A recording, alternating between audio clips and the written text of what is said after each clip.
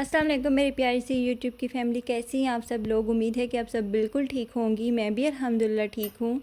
तो अभी तो मैं यहाँ पे नाश्ता बना रही हूँ और आज की वीडियो में मैं आपसे शेयर करूँगी अपनी समर फुल डे रूटीन, यानी कि गर्मियों के दिनों में मैं क्या करती हूँ। वैसे तो इंशाल्लाह आप जल्दी व्लॉग अपलोड किया करूँगी, ये थोड़ा सा लेट हो गया है तो सॉरी इसके लिए, मतलब एक दिन लेट हो गया है, लेकिन अब थोड़ा जल्दी बनाने की कोशिश किया करूँगी।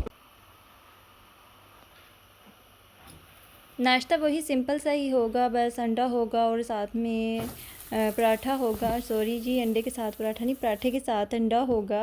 और मैं तो ज़्यादा जो है ना वो अंडे की फ़ैन नहीं हूँ, मतलब मुझे इतना एग्स पसंद नहीं है। मैं ज़्यादातर जो है ना रात वाला सालन होना या फिर अचार हो उसके साथ खा लेती हूँ, लेकिन मेरे हस्बैंड को ऑमलेट वगैरह खाना बहुत अच्छा लगता है, तो उनके लिए तो मैं डिफरेंट तरह के बनाती रहती हूँ, लेकिन खुद के लिए जो है ना मैं सिंपल ही प्रेफर करती हूँ। और इसके अलावा पराठा जो है वो मुझे, अगर आप देखेंगी तो मतलब इतना परफेक्टली तो नहीं बनाती, यहाँ पे ही आके सीखा है मैंने बनाना, क्योंकि पहले तो मैं ये सोचा करती थी कि तवे के ऊपर पराठा डालूंगी और हाथ से जब रोटी को पलटूंगी तो मेरा हाथ जल जाएगा, तो 100% ऐसे ही होता था। लेकिन यहाँ पे आके मैंने ना थोड़ा बहुत सीख लिया है। फिर भी अभी बहुत ज़्यादा इम्प्रूव करने की ज़रूरत है मुझे, लेकिन मैं ट्राई करती रहती हूँ। ये तो मैंने बिल्कुल सिंपल सा ही एग बनाया है, क्योंकि टाइम मेरे पास कम है, मुझे हस्बैंड के साथ ग्रॉसरी करने भी जाना है और घर के थोड़े काम भी करने हैं।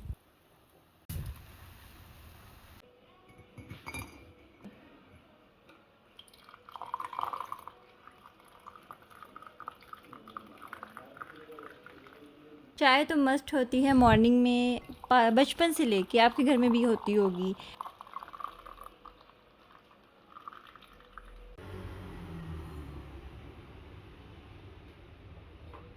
अभी मैं आ गई हूँ बेडरूम में, मुझे आज बेड का मैट्रेस क्लीन करना है और इसके अलावा जो है ये मैट क्लीन करना है। मेरा मोहम्मद ने सॉलिड शुरू किया हुआ है और फूड क्लम्स जो है वो नीचे फेंकता रहता है, इसके लिए बहुत ज़्यादा ज़रूरी है कि रोज़ के रोज़ क्लीन करना, क्योंकि बच्चा ज़ाहिर सी बात है इधर उधर चीज़ें फेंक देता है।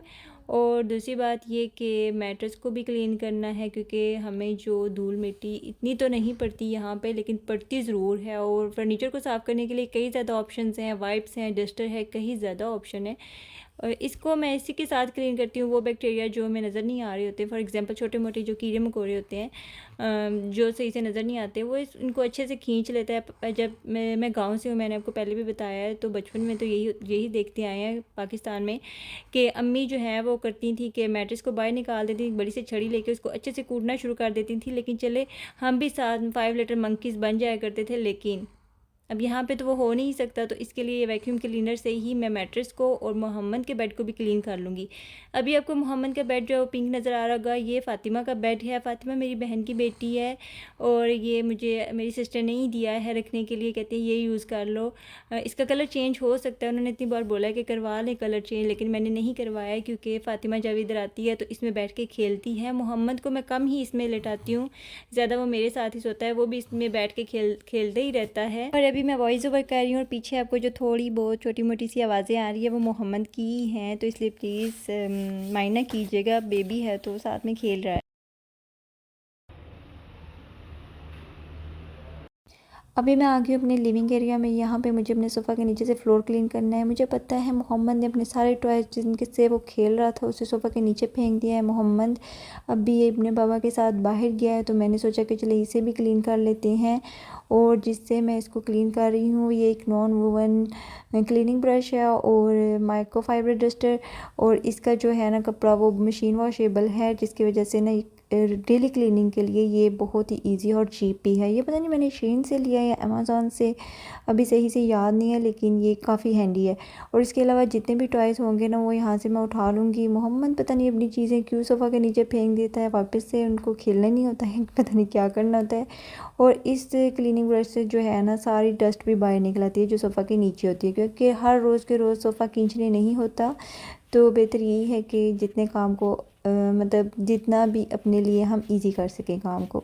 और इसके बाद अभी मुझे ये मैट क्लीन करना है मोहम्मद का, और इसको मैं क्लीन करूँगी इस डस्टर के साथ, क्योंकि मैंने पहले भी आपको बताया कि मेरे बेबी ने सॉलिड शुरू किया है, जिसकी वजह से छोटी छोटी जो है ना वो फ्रूट क्लम्स हो या कुछ ऐसी चीज़ें वो इसके ऊपर फेंक देता है। दूर से तो आपको कुछ नज़र नहीं आ रहा होगा, लेकिन अभी आपको पास से मैं दिखा रही हूँ, ये देखें कितना ज़्यादा यहाँ पे गंद था, जो इस डस्टर्स के साथ जो है ना अच्छे से क्लीन हो जाता है। और जी अभी मुझे जो है ना अपने लिविंग एरिया के जो स्लाइडिंग डोर हैं उसके ट्रैक्स क्लीन करने थे, तो मैंने कहा आज ये भी काम कर लेती हूँ, क्योंकि कितने टाइम से ये काम जो है ना मेरा पेंडिंग पड़ा हुआ था। मैं कह रही थी कि अभी कर लेती हूँ, अभी कर लेती हूँ, लेकिन नहीं हो रहा था, टाइम मैनेज ही नहीं हो रहा था। लेकिन आज मैंने सोचा कि इसे मैं कर लेती हूँ। सबसे पहले तो मैं ये जो इसके ऊपर डस्ट पड़ी हुई है ना इतनी, इसको मैं ब्रश की मदद से अच्छे से साफ़ कर लूँगी, और ताकि जो है ना ये साइडों से कोनों में से निकल जाए। और इसके बाद मैं ऐसे करूँगी कि इसको वाइप्स के साथ क्लीन कर लूँगी, क्योंकि यहाँ पे ज़्यादा पानी नहीं यूज़ करना। ज़ाहिर सी बात है पानी जो है बालकनी में से नीचे गिरता है, तो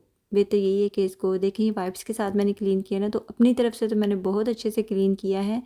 मोहम्मद भी बार बार इस तरफ आने की कोशिश करता है और उसको मैं रोकती रहती हूँ कि इस तरफ ना जाए, क्योंकि उसका टीथिंग प्रोसेस शुरू है, और इस जिसकी वजह से वो अपने मुंह में हाथ डाले रखता है, और यहाँ पे मट्टी वाली जगह पे हाथ लगाएगा और उसके बाद मुंह में डालेगा, तो काफ़ी ज़्यादा जर्म्स जो है ना उसके मुंह में जाएंगे। तो इसलिए बेहतर यही है कि पहले से ही मैं ये थोड़ी बहुत क्लीनिंग जो है ना कर लूँ। पहले से क्या इतना टाइम से ये पेंडिंग पड़ा हुआ था, लेकिन आज जो है ना मैंने कर लिया। हम जहाँ भी हों, जहाँ भी रहें, ये जो डस्ट होती है ना ये हमारा पीछा छोड़ने वाली नहीं है, हर जगह पे पहुँच जाती है। जहाँ जहाँ इसको मौका मिलता है ये वहाँ वहाँ आ जाती है, और हम भी जहाँ जहाँ से मौका मिलता है ना वहाँ वहाँ से इसको क्लीन करते रहते हैं।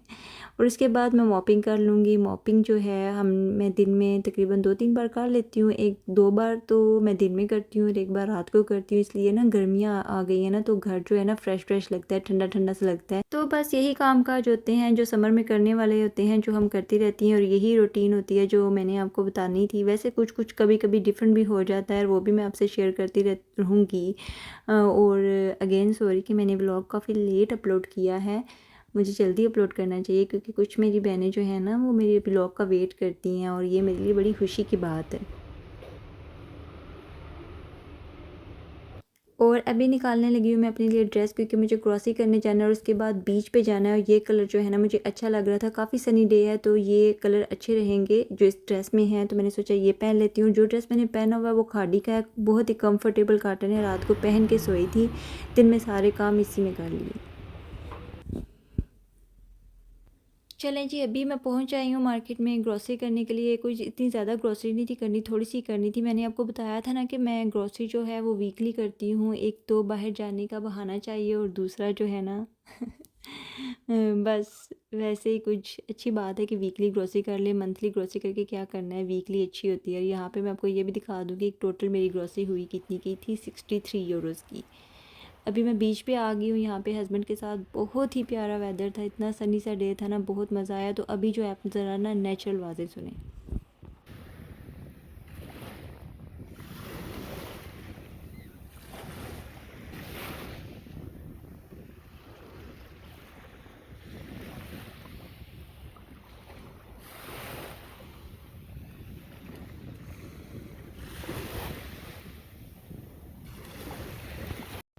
अभी जो है जितनी ग्रॉसरी करनी थी वो मैंने कर ली, और अब गई हूँ मैं घर। बीच पे भी घूम फिर लिया। अभी मैं आपसे ग्रॉसरी शेयर करूँगी कि मैंने क्या क्या लिया है। और आप सोच रही होंगी कि इतना घूमती फिरती है, लेकिन इतना भी घूमती फिरती नहीं हूँ। आज हस्बैंड को ऑफ था, तो मैंने सोचा कि प्लीज़ हमें ले जाएं बाहर, कहीं घूमने फिरने जाते हैं। और अभी तो शाम को हमने कहीं और भी जाना है। ग्रॉसरी मैंने बस ये सिंपल से पास्ता वगैरह और कुछ, ये जो है ना ये मैं गलती से ले आई थी, चिकन वाले क्यूब्स हैं। मुझे नहीं था पता, सिस्टर ने बाद में बताया कि ये हलाल नहीं है, तो मैंने इनको बिन में फेंक दिया था। अभी मैं आपसे क्या कहने लगी थी, हाँ जी, बस ना मैं कहती हूँ कि दिन जो है ना वो बहुत जल्दी से गुजर जाते हैं। हमारे जो कुछ पल होते हैं ना याद रखने वाले, उनको यादगार बनाना चाहिए। हर रोज़ के रोज़ कुछ ना कुछ अच्छा ज़रूर करना चाहिए कि ये दिन जो है ना हमें याद रह जाएं, क्योंकि कुछ पता नहीं चलता। लाइफ बहुत ज़्यादा चेंज होती रहती है। जब हम कवारी होती हैं, जब हमारी शादी नहीं हुई होती, तो लाइफ और होती है। लेकिन जब शादी हो जाती है फिर थोड़ी सी डिफरेंट होती है। 1-2 साल बाद बेबी आ जाता है, फिर लाइफ और डिफरेंट हो जाती है। मैं चाहती हूँ कि जो भी पल हो ना हम उनको जब याद करें तो दिल खुश हो जाए। मैं हस्बैंड के साथ इसीलिए बाहर जाना पसंद करती हूँ, क्योंकि मुझे ये जो है ना मोमेंट्स होते हैं ये कैप्चर करने होते हैं, याद रखने होते हैं। जब बंदा, मैं अक्सर हस्बैंड से कहती हूँ कि मेरा दिल करता है एक डायरी हो, उसमें अपनी सारी पिक्चर्स लगाऊँ। और जब कल को हम बूढ़े होंगे ना और वो देखेंगे, उन्हें पढ़ेंगे, तो हम उस उस चीज़ को फ़ील कर सकेंगे। मतलब बंदा ना उस टाइम में पहुंच जाता है। जैसे अभी हम बचपन की कोई बात याद करें तो हमें लगता है कि हम अपने बचपन में चले गए हैं वापस। तो इसलिए मैं उनसे कहती हूँ कि मुझे ना ये पल याद रखने हैं। और मैं ना कॉफ़ी पीने जाती हूँ अक्सर हस्बैंड के साथ। हालांकि मुझे कॉफ़ी बिल्कुल भी अच्छी नहीं लगती, लेकिन फिर भी मैं हस्बैंड के साथ कॉफ़ी पीने जाती हूँ। मुझे उनके साथ टाइम स्पेंड करना होता है थोड़ा सा ना। वो अकेले में क्या बात है, कॉफ़ी चाय या कुछ भी घर में इजीली बन जाता है। अक्सर लोग कहते हैं कि क्यों बाहर जाना, ये चीज़ें घर में मिल जाती हैं, खाना घर में बन जाता है, सारा कुछ बन जाता है। लेकिन ये बाहर जाके ना थोड़ा सा हम भी चाहती हैं कि हमें भी थोड़ा सा कुछ टाइम कुछ पल याद रखने वाले हों, ऐसे हों कि जिनको कल सोच के ना खुशी हो कि हाँ इस टाइम पे ये किया था। अभी मेरा मोहम्मद है, अल्लाह का लाख लाख शुक्र है। लेकिन जब शादी करके मैं यहाँ पे आई थी तो मतलब मैंने अपने हस्बैंड के साथ इतने अच्छे पल गुजारे हैं। अप्स एंड डाउन जो है ना हर किसी की लाइफ में आते हैं, मियाँ बीवी में झगड़ा वगैरह ये होना ये सब कुछ नॉर्मल है, ये सब में होता है। लेकिन कुछ कुछ जो अच्छी चीज़ें होती हैं ना, जो अच्छी बातें होती हैं याद करने के लिए, वो याद करके ना दिल खुश हो जाता है। और यहाँ पे मैं बना रही हूँ फ्रूट चाट, क्योंकि कुछ हल्का फुल्का खाने का दिल था हस्बैंड का। तो मैंने कहा हल्का फुल्का यही है कि हम यहाँ पे इस वक्त चाट खा लेते हैं, फ्रूट चाट खा लेते हैं, क्योंकि ये अच्छी होती है सेहत के लिए। और वैसे भी फ्रूट पड़े रहेंगे तो हमने खाने तो है नहीं, तो ऐसे खा लेंगे ये सारे के सारे। तो ये जो सारे फ्रूट हैं ये मैं काट के ना अच्छे से इसमें थोड़ी सी फ्रूट चाट डाल मतलब फ्रूट चाट मसाला डालूँगी। और क्रीम वगैरह यूज़ नहीं करती मैं। फिर क्या फ़ायदा हुआ फ्रूट खाने का अगर बीच में इतनी ज़्यादा हेल्दी क्रीम यूज़ कर लें। उसके बाद अभी मैं आ गई हूँ, मेरा सुशी खाने का दिल था तो हम सुशी खाने आ गए। तो मेरी डियर सिस्टर्स, मेरी प्यारी बहनों, आज का व्लॉग इतना ही है।